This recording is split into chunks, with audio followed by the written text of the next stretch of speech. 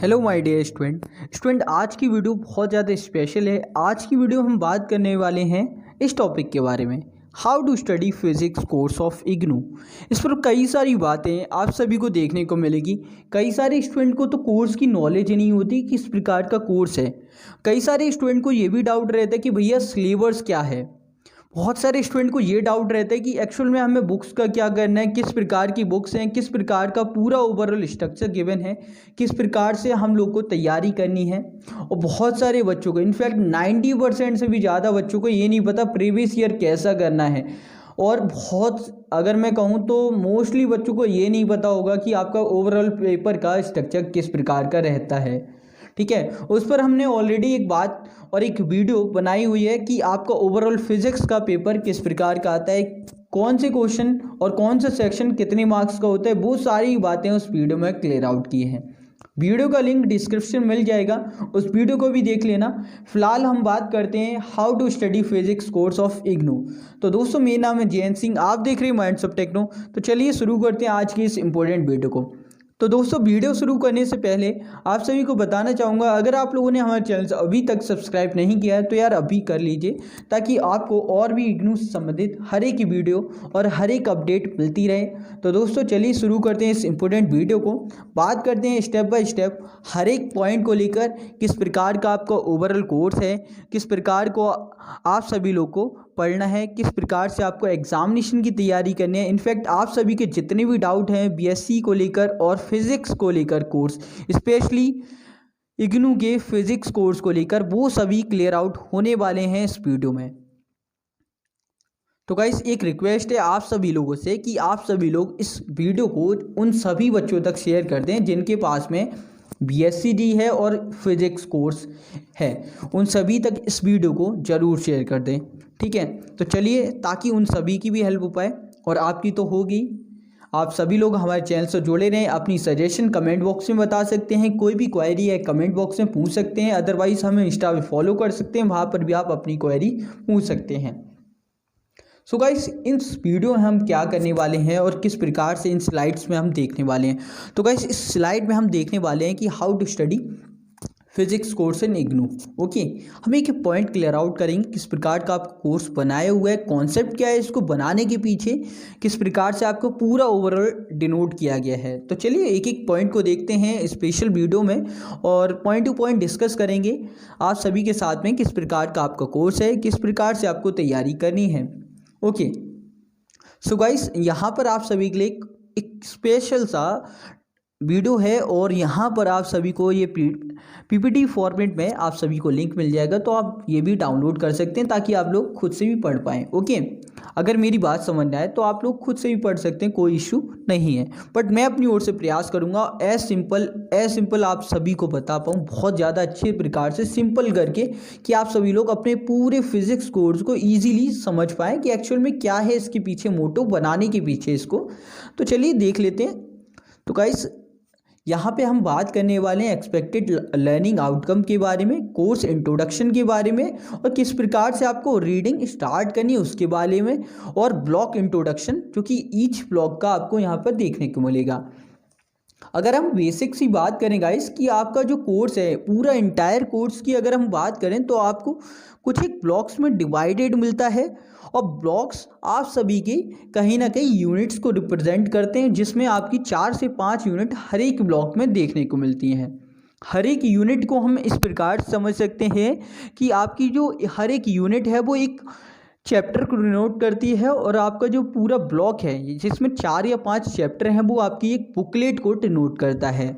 तो गाइस, अगर हम बात करें फिजिक्स कोर्स की, जो कि आपका फर्स्ट ईयर का है, फर्स्ट सेमेस्टर का है, जिसमें आपकी ओवरऑल 4 ब्लॉक हैं, ठीक है। एक और है जो कि आपका लैब का है, वो अलग है, ठीक है, उस पर ब्लॉक नंबर भी आपको गिवन नहीं किया जाता, ठीक है। सो आपके बेसिकली 4 ब्लॉक हैं जो कि आप सभी को रीड करने हैं और कंप्लीट करने हैं। ओके, तो चलिए हम बात कर लेते हैं किस प्रकार से आपको करना है। सो गाइस, अगर हम बात करें तो आपका जो पूरा कोर्स है, जिसका ब्लॉक बनाए गए हैं, बहुत काफ़ी अच्छे प्रकार से तैयार किए गए हैं, जिसमें आपको एक रिफ्लेक्ट सी लाइन दिखाई देगी, एक पिक्चर्स दिखाई देंगी जो कि आपको अट्रैक्ट करेंगी कोर्स को और अच्छे से रीड आउट करने के लिए। तो चलिए बात करते हैं पॉइंट टू पॉइंट किस प्रकार से आपके ब्लॉक्स डिवाइडेड हैं। जैसा कि हमने बताया, each block is divide into units based on specific concept of the course. तो गाइस आप लोग देखेंगे तो कई बार आपकी जो फर्स्ट ब्लॉक है, अगर हम फर्स्ट ब्लॉक की बात करें तो वो आपकी मैथमेटिकल के जितने ऑपरेटर यूज़ हो रहे हैं बेसिक वाले, उनके लिए डिनोट है, ठीक है। उसके बाद में सेकंड ब्लॉक आपका न्यूटन्स लॉ को डिनोट करता है। इसी प्रकार से आपके बाकी ब्लॉक्स भी अलग अलग कॉन्सेप्ट को डिनोट करते हैं, जिसमें अलग अलग यूनिट्स हैं जो कि चैप्टर्स वाइज आपके डिनोट करती हैं। तो ये थी बात आपकी ब्लॉक की, ठीक है। ब्लॉक आपके एक स्पेसिफिक कॉन्सेप्ट को डिनोट करते हैं जो कि आपको ओवरऑल पढ़ना है। चलिए आगे बात करते हैं कि ईच यूनिट में आपको क्या क्या देखने को मिलने वाला है। तो हम बात करें वहीं फर्स्ट पेज की गाइस, तो वहाँ पर आपको एक इंटरेस्टिंग सी पिक्चर्स देखने को मिलेगी। सबसे स्टार्टिंग में ही आपको इंटरेस्टिंग पिक्चर्स देखने को मिलती है जो कि आपकी एक यूनिट की एक बेसिक वन पिक्चर होती है, जो कहीं ना कहीं उस यूनिट की कहानी को डिनोट करती हुई है, ठीक है। उसके जस्ट नीचे अगर आप देखें तो वहाँ पर आपको स्ट्रक्चर गिवन किया जाएगा। स्ट्रक्चर आपकी एक प्रकार से टॉपिक्स को डिनोट करता है जो कि आपको उस यूनिट में विशेषकर पढ़ने हैं। उसके बाद में गाइस आपका सेकंड पॉइंट आता है study guide. Study guide basically आपको बताती है कि आप लोगों ने पिछले यूनिट में क्या पढ़ा है और अब आगे आप क्या पढ़ने वाले हैं, ठीक है। इसके बारे में एक छोटा सा डिनोशन होता है। उसके जस्ट नीचे यानी कि एकदम बॉटम में आप देखेंगे तो एक क्वाइट लिखा होता है जो कि आप सभी को बताता है कि एक वेल नोन फिजिस्ट के बारे में, कि एक्चुअल में इस पर किसने वर्क किया है, इस यूनिट को लेकर या इस कॉन्सेप्ट को लेकर, उनके बारे में बताते हैं, उनके थॉट को वहाँ पर रिप्रेजेंट किया जाता है, ठीक है। ताकि जो आपका पूरा ओवरऑल यूनिट है उसको एक इंटरेस्टिंग सा लुक दिया जाए, ताकि आप लोग थोड़ा इंटरेस्ट लें। क्योंकि आप सभी को पता है और इग्नू के जितने प्रोफेसर हैं उन सभी को पता है कि आप सभी लोग आप अपनी स्टडी को खुद से करने वाले हैं, यानी सेल्फ स्टडी। तो आप सभी लोग अगर बोर होंगे, एक प्रकार से समझ से परे हो जाएगी, पूरी तरह डिफ़िकल्ट बना दिया जाएगा, तो आप लोग उतने अच्छे से नहीं कर पाएंगे। इसलिए थोड़ा सिंपल बनाने के लिए आप सभी के साथ में ये एक्सपेरिमेंट किया गया है यूनिट्स को लेकर। तो चलिए बात करते हैं यूनिट की। हमने बात कर ली फर्स्ट पेज की, अब बात करते हैं यूनिट की। तो यूनिट में आपको पहले इंट्रोडक्शन देखने को मिलता है। उसके बाद में आपकी सेक्शन और सबसेक्शन है, एग्जाम्पल्स हैं, एससीक्यू टाइप क्वेश्चंस हैं जो कि आपको देखने को मिल जाते हैं गाइस। उसके बाद में समरी आती है यूनिट कवर होने के बाद, ठीक है। समरी में आप पूरे कॉन्सेप्ट को रिकॉल करते हैं, समझते हैं कि एक्चुअल में आप लोगों ने क्या क्या पॉइंट्स रीड आउट किए हैं उस पूरे यूनिट में। एक क्विक रिकैप होता है आप सभी के पूरे यूनिट का। उसके बाद में आप लोगों को अब ज़रूरत है प्रैक्टिस की, जिसके लिए आप जाते हैं टर्मिनल क्वेश्चन पे। जस्ट समरी के बाद में आप सभी के टर्मिनल क्वेश्चन गिवन होते हैं, वो एक बूस्टअप का कार्य करते हैं आप सभी की तैयारी को लेकर, कि आप लोगों ने यूनिट्स को अच्छे से पढ़ा है या नहीं। अगर आप लोगों ने अच्छे से तैयारी की है, यूनिट को अच्छे से रीड किया है, अच्छे से समझा है, तो आप सभी लोग टर्मिनल क्वेश्चंस के आंसर कर पाएंगे। उसके एंड में आप सभी को देखने को मिलते हैं सॉल्यूशन एंड आंसर्स, जो कि आपको करेक्शन देते हैं और समझाते हैं कि यार एक्चुअल में इसका आंसर ये था, हमने ये गलती से कर दिया, तो इसको हम आगे से करेक्ट करें, ठीक है। और ये कहीं ना कहीं हेल्पफुल हो जाते हैं, आपको पूरा यूनिट को एक अच्छा सा मैचअप दे देते हैं और बहुत अच्छे से आपको पूरा यूनिट को कवर करते हैं। उसके बाद में गाइस अब बात आती है कि आपका यूनिट की हमने बात कर ली किस प्रकार से डिवाइडेड था, अब क्या स्टडी करनी है आपको, ठीक है, क्या लर्निंग आउटकम रहने वाला है। तो फर्स्ट ऑफ ऑल आपको फोकस करना है इंट्रोडक्शन पर, ठीक है, क्योंकि उसी से आपको डिवाइड करेगा कि आपको एक्सपेक्टेड लर्निंग आउटकम क्या निकलने वाले हैं, ठीक है। अब चलिए बात करते हैं किस प्रकार से आपको यूनिट पढ़ते वक्त क्या क्या करना है और किस प्रकार से आपको यूनिट्स को कवर अप करना है। तो गाइस पहली बात है यहाँ पर कि आप सभी को क्या करना है। देखो, जब भी आप स्टडी कर रहे हो, ये बेसिक सी बात है कि ऑलवेज हमेशा या तो कोई चेयर पे बैठें या फिर सिंपली अगर आप ज़मीन पे बैठ के भी पढ़ रहे हो तो सिंपली स्ट्रेट बैठ के पढ़ें। कभी भी लेट के पढ़ना बिल्कुल भी अच्छा नहीं माना गया है। लेट के पढ़ने से आपकी जो लर्निंग आउटकम है उस पर भी गलत एक नेगेटिव इम्पैक्ट पड़ता है, ठीक है। तो आप सभी लोग बैठकर पेन और पेपर लेकर बैठे हैं, ठीक है। आप चाहें तो एक अलग से रजिस्टर बना सकते हैं, अदरवाइज कोई आवश्यकता नहीं है। आप नहीं चाहते तो अपनी साइड की बुक के साइड में भी आप लोग टिक मार्क कर सकते हैं। बट अगर आप लोग फिजिक्स को पढ़ रहे हैं तो गाइस मैं ज़रूर कहूँगा फिजिक्स और मैथ्स के लिए आप अलग से एक रजिस्टर ज़रूर बना लें। अब वो क्यों, उस पर हम बात कर लेते हैं। सेकंड पॉइंट गाइस देखिए, solve all mathematical step given in the text yourself. कई बार ऐसा होता है कि यूनिट्स में एग्जांपल के रूप में कई सारे मैथमेटिकल स्टेप्स गिवन होते हैं और वो हाफली कंप्लीटेड होते हैं। तो गाइस हमेशा आप लोग पूरे मैथमेटिकल स्टेप्स को खुद से करें, क्योंकि आप लोग अगर पूरा बुक को देखेंगे तो वहाँ पर कई सारी पॉइंट्स आपके निकाल दिए जाते हैं, उनको कवर अप नहीं किया जाता। तो आप लोग खुद से भी सॉल्व करें पूरा इंटायर थिंग्स को, ताकि आप लोग की एक अंडरस्टैंडिंग और अच्छी हो पाए। ओके, इसीलिए मैंने कहा है कि आप रजिस्टर ले लें।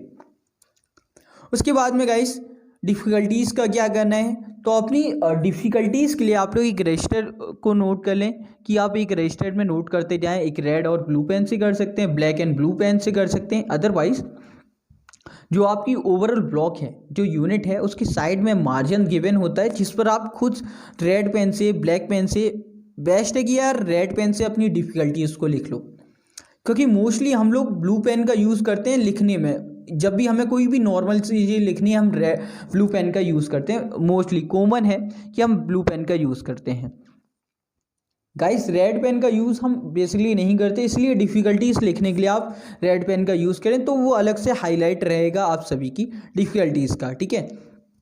और बहुत अच्छा मार्जिन पेज में गिवन होता है, तो आप लोग वहाँ पर लिख सकते हैं, ठीक है। उसके बाद में कई सारे पॉइंट और आते हैं। एक पॉइंट है यहाँ पर, reflect on the physical meaning of the final result और इक्वेशन, ठीक है। कई बार आप सभी लोग देखते हैं ना कि जैसे हमने एक कॉन्सेप्ट किया, एक पूरा न्यूमेरिकल सॉल्व किया, उसके बाद में हमारे पास में मान लीजिए एक फोर्स की यूनिट आ गई 16.5 न्यूटन, ठीक है। हमारे पास में एक आंसर आ गया फाइनल। तो आपको क्या करना है कि यार अब ये आंसर तो हमारे पास आ गया ना, अब हमें क्या करना है, इसको ना हाईलाइट कर देना, रिफ्लेक्ट कर देना, ताकि हमें याद रहे कि ये हमने आंसर निकाल लिया। एंड में आप एक बॉक्स बना के रिफ्लेक्ट कर सकते हैं, यही यहाँ पर गिवन किया, और ये कहीं ना कहीं आपको आंसर्स गिवन कराते हैं। कई बार ऐसा होता है कि हमें कॉन्सेप्ट आ रहा है लेकिन न्यूमेरिकल बहुत लंबा हो गया, हमें समझ नहीं आ रहा है यार कि पूरा सॉल्व करें या नहीं करें। तो आप चाहें तो वहाँ पर अगर आंसर करेक्टली याद है तो कई बार अपना सकते हैं, क्योंकि हेर फेर नहीं होता, ठीक है। ओके, आगे बात कर लेते हैं, और मैं तो कहूँगा कि खुद से ही सॉल्व करें, ज़्यादा बेस्ट है, ठीक है। Think about the application of the concept around you other than those given in the unit, make connections. कई बार ऐसा होता है ना कि हम लोग सिर्फ बुक में जो आंसर्स गिवन हैं, जो एग्जांपल गिवन है, उसी पर फोकस करते हैं, एंड देन अदरवाइज जो हमारी सराउंडिंग में क्या हो रहा है उस पर हम विशेष कर ध्यान नहीं देते। तो गाइस यहाँ पर आपको कनेक्शन बनाने पड़ेंगे, इमेजिन करना पड़ेगा कि अदर साइड वर्ल्ड क्या गिवन कर रहा है, ठीक है। क्योंकि अगर आप इमेजिन करके अपनी स्टडीज़ को करते हैं तो कहीं ना कहीं आप एक अच्छा रिजल्ट निकालने वाले हैं, ठीक है। तो इमेजिनेशन भी काफ़ी वर्क करता है साइंस स्टूडेंट के लिए, तो विशेषकर। आगे बात करते हैं कि आपको कौन से पॉइंट्स पर फोकस करना है यूनिट्स पढ़ते वक्त, कौन से पॉइंट को विशेषकर आपको याद रखना है। तो गाइस हर एक बुक में आप सभी को बेसिकली देखने को मिलते हैं, बोल्ड लेटर्स में आपको गिवन कर रखे होते हैं, कुछ वर्ड्स गिवन कर रखे होते हैं, या फिर पैरास गिवन कर रखे होते हैं, और जो कि इंपॉर्टेंट पैरास होते हैं ब्लैक से जनरली गिवन कर रखे होते हैं, तो उनको विशेषकर आपको नोट कर लेना है और उन पर विशेषकर फोकस करना है। एक एग्जाम्पल के रूप में आप लोग यहाँ पर देख पा रहे होंगे, मैं फ़िलहाल कलर चेंज कर लेता हूँ क्योंकि ये थोड़ा ऑफवर्ड सा लग रहा है। You may like to know what is mean by right-handed and left-handed Cartesian coordinate system। तो गाइस जब भी कोई इम्पोर्टेंट क्वेश्चन या फिर कोई इम्पोर्टेंट लाइन गिवन कर रही होगा तो बोल्ड लेटर में गिवन की जाती है, ताकि आप लोग उस पर विशेषकर अटेंशन दें और ध्यान से उसको देखें। तो इन वर्ड्स को, कीवर्ड्स को आप और पैरास को आपको विशेषकर याद रखना है और नोट कर लेना है अलग से, ओके। और फिर गाइस एक और बात, आप सभी को अलग से ऐसे भी गिवन कर रखा होता है, बॉक्स बना देते हैं, ठीक है। बॉक्स भी आपके रिप्रेजेंट करते हैं इंपॉर्टेंट पॉइंट्स को, जैसे ये बॉक्स आपको गिवन कर रखा है, ठीक है। तो ये इंपॉर्टेंट पॉइंट्स होते हैं जो कि आपको अलग से लिख लेने हैं और इन पर विशेषकर ध्यान देना है, ताकि आपका चैप्टर अच्छे से कवर अप हो पाए, ओके। उसके बाद में गाइस अगर आप देखें तो जैसे ही आपका एक टॉपिक खत्म हुआ उसके बाद में रिकैप करने के लिए साइड में गिवन कर रखा होता है, एक बॉक्स गिवन कर दिया, ठीक है। वहाँ पे आपको ये एक रिकैप दे दिया जाता है, यानी कि आपने एक विशेषकर एक थ्योरम पढ़ी वहाँ पर, या फिर एक लाइन पढ़ी जो कि इंपॉर्टेंट थी, वो वहाँ पर बॉक्स में रिकैप की फॉर्मेट में गिवन कर रखी होती है, ताकि यार एक क्विक रिकैप मिल जाए कि एक्चुअल में हमने क्या पढ़ा इस टॉपिक के अंदर। ओके गाइस, उसके बाद में आप सभी के पास में डू नॉट फॉरगेट। तो डू नॉट फॉरगेट में भी सेम कई सारे पॉइंट्स ऐसे गिवन कर रखे होते हैं, या फिर एक थ्योरम दे दी, या फिर एक डेफिनेशन दे दी, या फिर एक प्रिंसिपल दे दिया जो कि आपको याद रखना है, भूलना नहीं है। ठीक है, कई बार ऐसा होता है कि एक फॉर्मूला गिवन कर दिया जाता है डू नॉट फॉरगेट में। ठीक है, ताकि आप लोग उस पर विशेष कर ध्यान दें, उसको भूलें ना। ओके, सो गाइस नेक्स्ट अगर हम बात करें तो आप सभी के सामने पूरा यूनिट में कई सारी और भी चीज़ें दे रखी होती हैं। जैसे हमने बात की सबसेक्शंस की, जो कि आपके मेजर कॉन्सेप्ट्स को भी डिनोट करते हैं। उसके बाद में गाइस जितने भी टेक्स्ट होते हैं, जितने भी आपके पॉइंट्स होते हैं, एग्जाम्पल होते हैं, एसएक्यू टाइप क्वेश्चन होते हैं, विशेष कर ध्यान दें कि वो आप खुद से करें, अलग से नोट्स बना लें, ताकि आप सभी को एक रिवीजन करने में हेल्प मिले। बहुत सारे बच्चे ये करते हैं कि अपनी बुक्स को अच्छे से प्रिपेयर ही नहीं करते, जिस कारण एग्जामिनेशन के टाइम पे वो ही बच्चे ये सोचते हैं कि भैया अब तो एग्जामिनेशन के लिए इंपॉर्टेंट क्वेश्चन की लिस्ट मिल जाए और बस हम तैयारी कर लें और ख़त्म। तो ऐसा नहीं है गाइस, आप सभी को खुद से अपने नोट्स बनाने पड़ेंगे अगर अच्छा स्कोर चाहिए तो, वरना एंड में आप वही वीडियोस देखेंगे जिसमें लिखा होगा 90% स्कोर करने का मूल मंत्र। ठीक है, तो कई बार ऐसा देखने को मिलता है, तो उससे भी बचें। बट हाँ, कई बार उसमें भी कॉन्सेप्ट बताए जाते हैं। मैंने एक वीडियो बनाई थी जिसमें आपको बताया था कि एक्चुअल में कैसे आप लोग इग्नू के अंदर स्टडी कर सकते हैं अच्छा स्कोर करने के लिए। ठीक है, आप चाहें तो उस वीडियो को देख सकते हैं, वीडियो का लिंक डिस्क्रिप्शन मिल जाएगा। अब बात करते हैं आगे की। जैसा कि आप सभी को बताया, हमने बात की सॉल्व एग्जाम्पल को लेकर, एसक्यू टाइप क्वेश्चंस को लेकर, बॉक्सेस को लेकर, कि आप सभी को खुद से करने हैं और खुद से नोट भी कर लेना उनको। अब देखिए, जब भी आप फिजिक्स पढ़ रहे हैं तो गाइस वहाँ पर डेरिवेशन ना हो तो कॉन्सेप्ट ही बेकार है, फिजिक्स ही नहीं है विदाउट डेरिवेशन। ठीक है, without numerical and derivation principle आप सभी की फिजिक्स में कुछ भी नहीं है। ठीक है, तो डेरिवेशन एक अहम पार्ट है, तो इस पर विशेष कर ध्यान देना, और इनके जो रिजल्ट आते हैं ना उसको भी विशेष कर देखना है आपको। ठीक है, क्योंकि बहुत ज़्यादा क्वेश्चन आप सभी को डेरिवेशन से देखने को मिलते हैं फिजिक्स के अंदर। ओके, सो गाइस आगे हम बात करते हैं। एक और पॉइंट आपके सामने गिवन है, study each section of the unit throughout in this manner, you may have to study some section more than once throughout grasp the concept presented there. अब देखिए, जैसे कि मैंने बताया, अगर आप 1 से 2 स्टडी मार लेते हैं, 1 से 2 रिवीजन कर लेते हैं गाइस, तो आपकी तैयारी और अच्छी हो जाती है। ठीक है, आप तभी उन जो गिवन होता है सेक्शंस में, जो आपके पूरे यूनिट पे गिवन है, उसको आप अच्छे से समझ पाते हैं। ओके, अब बात आती है कि हाउ टू स्टडी में, कि आपको किस प्रकार से अपने पूरे ओवरऑल चीज़ों को समझना है। जैसे हमने बताया कि आपकी समरी क्या डिनोट करती है, समरी में आपको क्या क्या पॉइंट्स आपको गिवन किए जाते हैं। ठीक है, समरी आपके पूरा एक क्विक रिवीजन होता है जो आप लोगों ने कॉन्सेप्ट पढ़े हैं उसके ऊपर। ठीक है, तो समरी की हमने बात के लिए, उसके बाद में आपकी बात आती है कि भैया आप तैयारी कैसे करें, रिवीजन कैसे हो करें। तो उसके लिए टर्मिनल क्वेश्चंस की प्रैक्टिस कर लें, जो कि आपकी एक बूस्टअप करने के लिए कार्य करता है। ठीक है, अगर आप खुद से करने लायक हो जाते हो, यूनिट कवर करने के बाद टर्मिनल क्वेश्चन को खुद से कर लेते हो, तो आप मान लीजिए आपका यूनिट कवर हो चुका है। ठीक है, अगर आप 70% मोर देन 50% क्वेश्चन कर लेते हो टर्मिनल क्वेश्चंस के, तो हर एक यूनिट आपकी कवर अप होने लगती है। सो गाइस आगे बात करते हैं। जैसे कि मैंने बताया, SQ type terminal question example आप सभी को खुद से करने हैं, और ये आपके बूस्टअप करते हैं आपकी तैयारी को। ठीक है, जब आप ये सब कर लेते हो तो आपके माइंड से वो डर निकल जाता है, आप कंफर्टेबल हो जाते हो, कॉन्फिडेंस आ जाता है कि यार यूनिट तो अब मैं फोड़ने वाला हूँ, बहुत अच्छे से करने वाला हूँ। ठीक है, तो गाइस इस पर विशेष कर ध्यान देना है। ठीक है, कॉन्सेप्ट्स को आपको समझना है, अलग से छोटी छोटी नोट्स बनाने की आवश्यकता है। अब वो टाइम नहीं कि पूरी बुक को कॉपी कर देना है, बिल्कुल नहीं। आप सभी को अपने नोट्स को बहुत ज़्यादा सिंपल रखना है। इस पर मैं विशेषकर एक बात बताऊंगा आपको, एक अलग से वीडियो बनाऊंगा कि आप सभी लोग अपनी नोट मेकिंग को किस प्रकार से और अच्छा कर सकते हैं। कई सारे बच्चे ये गलती करते हैं, पूरी बुक को ही छाप देते हैं नोट्स के फॉर्मेट में। गाइस, बुक्स को छापना नोट्स नहीं कहलाता, वो रिवीजन नहीं है आपका, ठीक है। फिर तो आप पूरी बुक ही उठा लीजिए, ठीक है। नोट्स बनाना एक सिंपल मैनर होता है, ठीक है। उस पर हम बात करेंगे एक अलग से वीडियो में। अब पॉइंट आता है कि आप सभी को स्टडी करनी क्यों है, फिजिक्स की स्टडी करनी क्यों है, क्या है उसके पीछे का आपका रीज़न।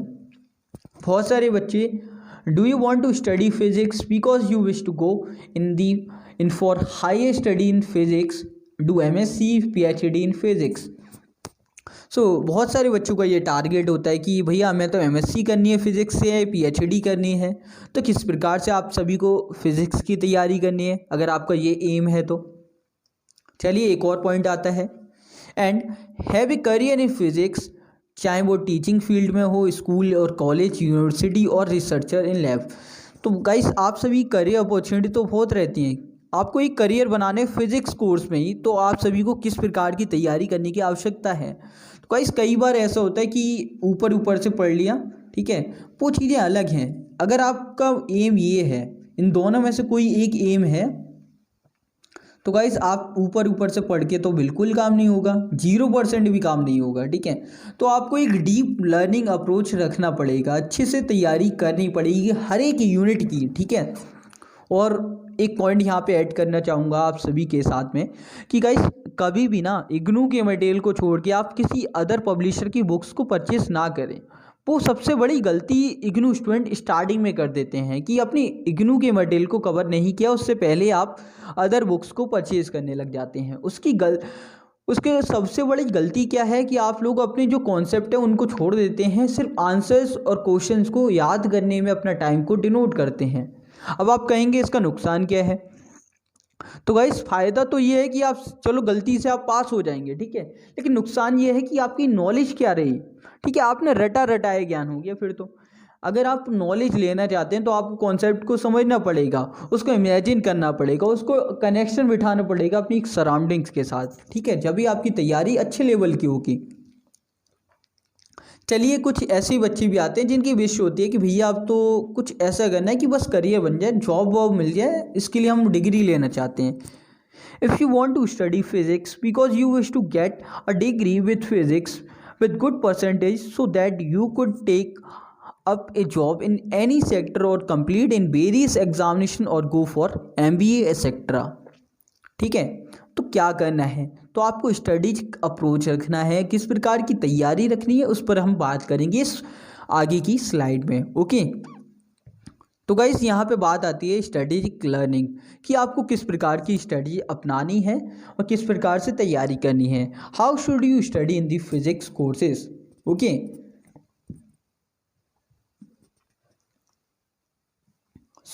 हमने अभी तक बात कर ली यूनिट की, ब्लॉक की, कोर्स की, डिनोट की।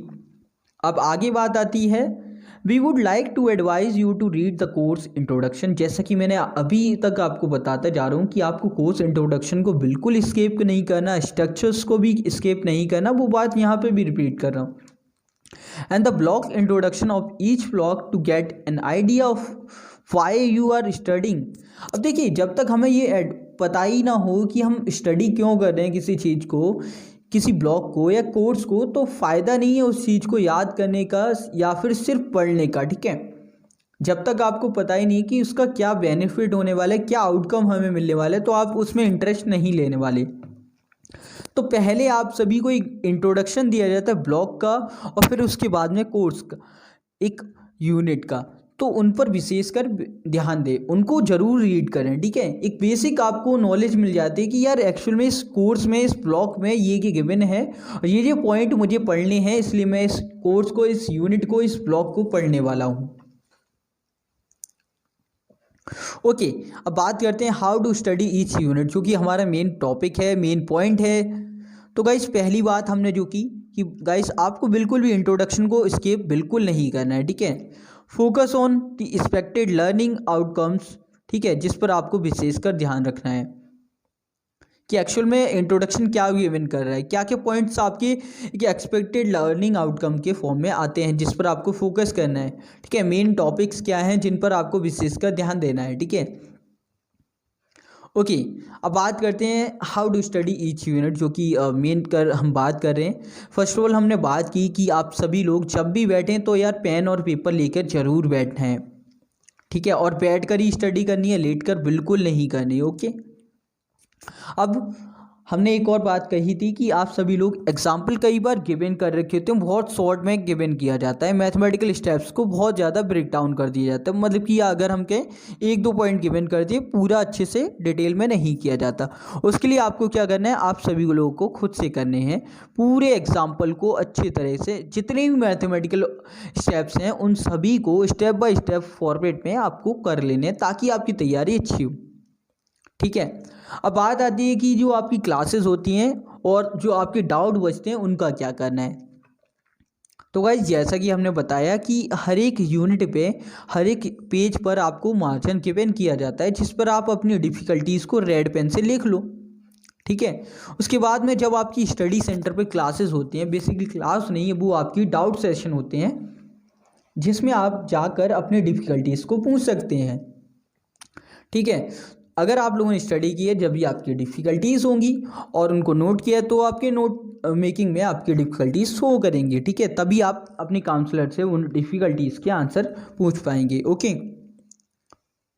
आगे बात करते हैं कौन से पॉइंट्स पर आपको विशेषकर फोकस करना है। हमने बताया आपको कि कई बार आपके बॉक्सेस में गिवन किए जाते हैं टेक्स्ट, जिस पर आपको विशेषकर ध्यान रखना है। ठीक है, कुछ डेफिनेशंस होती हैं जिनको आपको बिल्कुल नहीं छोड़ना है। फिजिक्स में जितनी डेरिवेशन है, जितनी आपकी डेफिनेशन है, उन सभी को विशेषकर कर लेना है। उसके बाद में आते हैं revising concept and boxes mark with the icon do not forget. अच्छा, इस पर हमने विशेषकर बात की है और इसको तो यार बिल्कुल अच्छे से याद कर लेना है, इनको तो बिल्कुल नहीं भूलना। पहले ही लिख दिया है इन्होंने डू नॉट फॉरगेट, तो आप गलती मत कर देना कि भूल जाओ। ठीक है, यहाँ पर विशेषकर फॉर्मूला गिवन किया जाता है, थ्योरम गिवन की जाती है, एक डेफिनेशन छोटी सी गिवन की जाती है जिसको आप बिल्कुल स्किप तो बिल्कुल नहीं कर सकते, ना ही भूलने की गलती कर सकते। ओके, सो अब बात करते हैं किस प्रकार का पूरा ओवरऑल आपका यूनिट रहता है। ठीक है, और किस प्रकार से आपको तैयारी करनी है। Make sure that you are able to do the derivation given in the text. आप लोगों ने अच्छे से कर लिया। अब आप लोगों को एक स्ट्रेटजी बनाने की, यार मैं एक्चुअल में डेरिवेशंस को सॉल्व कर पा रहा हूँ या नहीं। उसके बाद में आपको अंडरलाइन कर लेना है हर एक एक्सप्लेनेशन को। ठीक है, जो एक्सप्लेनेशन है, वेरियस फिनोमेना यूज़ हो रहे हैं। ठीक है, उसके बाद में एक एंड में आपको देखने को मिलता है क्विक रिवीजन लेटर। ठीक है, जिस पर आपको विशेषकर ध्यान देना है, और ये हर एक यूनिट के लिए आप सेपरेटली अपनी नोट्स में बनाते जाएंगे, जिसमें आपको एक्सप्लेनेशन लाइंस को अंडरलाइन करते हुए लिखना भी है, और दूसरा आपको एक रिवीजन नोट भी तैयार करना है जो कि आपको हेल्प करेंगे बाकी की डेरिवेशन और न्यूमेरिकल को सॉल्व करने में। Okay, so do the step in the solved example, solved SCQ and terminal question on your own। तो गाइस मैंने जैसे बताया कि कई बार सॉल्व एग्जाम्पल गिवन तो होते हैं बट पूरे स्टेप नहीं किए होते, और अगर किए भी हैं तो आप लोग खुद से करने का प्रयास करें, उन सभी स्टेप को खुद से करें, लिखें। और कई बार ऐसा होता है बहुत छोटे स्टेप दे दिए, पूरा कंप्लीट नहीं किया, उनको आप खुद से पूरा कंप्लीट करें, स्टेप बाय स्टेप हर एक स्टेप को लिखते चलें और खुद से करने, उससे आपकी तैयारी अच्छी हो पाएगी, जब भी आप अच्छे से फिजिक्स कोड को समझ पाएंगे। ठीक है, अब बात करते हैं कि ओवरऑल आपका कोर्स कैसा है। ठीक है, तो गाइस हमने जैसे कि बताया कि आपका ओवरऑल कोर्स के बारे में यूनिट्स में डिवाइडेड है, ब्लॉक्स हैं। ठीक है, अब बात कर लेते हैं कि आपका जो पेपर है उसके बारे में। तो गाइस पहले बता दें कि जो आपका ओवरऑल फिजिक्स कोर्स है सेमेस्टर 1 के लिए 4 क्रेडिट का है थ्योरी पार्ट। ठीक है, उसके बाद में आपका 2 क्रेडिट का आपका प्रैक्टिकल कोर्स हो जाता है, जिसके बारे में हमने अलग से एक वीडियो में बताया हुआ है, उस पर भी आप देख सकते हैं उस वीडियो को, उसका भी लिंक आपको डिस्क्रिप्शन मिल जाएगा, तो उसको भी आप देख लेना। तो गाइस जैसा कि आप सभी को पता है ये 4 क्रेडिट का कोर्स है, तो इसका जो पेपर होने वाला है एग्जामिनेशन वो 50 मार्क्स का होगा। ठीक है, और जिसमें से अगर हम 33% निकालें तो 18 मार्क्स होते हैं आज सभी के, जो पासिंग के लिए आपके आवश्यक हैं। अगर आप इतना स्कोर कर लेते हो तो यार आप पास हो जाते हैं, ठीक है। एक बेसिक स्कोर से आप पास हो जाते हैं। ये मिनिमम परसेंटेज है, मिनिमम मार्क्स हैं कि आपको इतना स्कोर करना है, ठीक है। अब गाइस ये थी ओवरऑल वीडियो। उम्मीद करता हूँ कि बहुत अच्छे से आपको समझ आ गया होगा कि यार एक्चुअल में क्या क्या आप लोगों को तैयारी करने हैं। और हम लोग उम्मीद करते हैं कि आप सभी लोग अच्छे से स्टडी को एंजॉय करके अपनी तैयारी को डिफाइन करेंगे और अपनी तैयारी को एक उम्दा लेवल पर पहुँचाएँगे। ये ओवरऑल आपका कोर्स था, आपका 4 क्रेडिट का कोर्स, आपके 50 मार्क्स का ओवरऑल आपका थ्योरी का पेपर टर्म एंड एग्जामिनेशन की फॉर्म में आपसे करने को मिलेगा, ठीक है। तो गाइस वीडियो कैसी लगी कमेंट बॉक्स में ज़रूर बताइएगा। होपफुली आप सभी को वीडियो पसंद आई होगी। पसंद आई है प्लीज़ लाइक शेयर जरूर करना। चैनल पर नहीं हो चैनल को सब्सक्राइब कर लो। आप लोग अगर इंस्टा पे हो, टेलीग्राम पर हो, ट्विटर पे हो तो आप लोग हम सभी को फॉलो कर सकते हो। फेसबुक पर हो हमारे पेज को फॉलो कर सकते हो। चैनल पर नहीं हो चैनल को सब्सक्राइब करो, वीडियो को लाइक शेयर करो। मिलते हैं एक और वीडियो में, तब तक के लिए जय हिंद जय भारत, बाय दोस्तों।